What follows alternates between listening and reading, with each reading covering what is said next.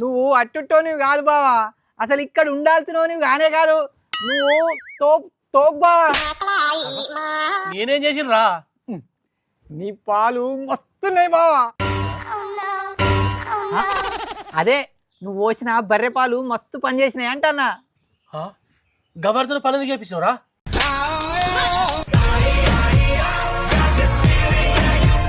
పని అంటే ఇల్లాకి ఊడ్చి బోల్దోముడు కాదు బావా. మా ముసలిదానికి మస్తు రోజుల నుంచి కీళ్ళ నొప్పులు ఉండేనట. నువ్వు పోసిన పాలు 4 రోజులు తాగిందో లేదో కీళ్ళ నొప్పులు మొత్తం పోయినాయట. అసలు ఆ పాలల్లో ఏం కలిపినావు బా? నీళ్ళు.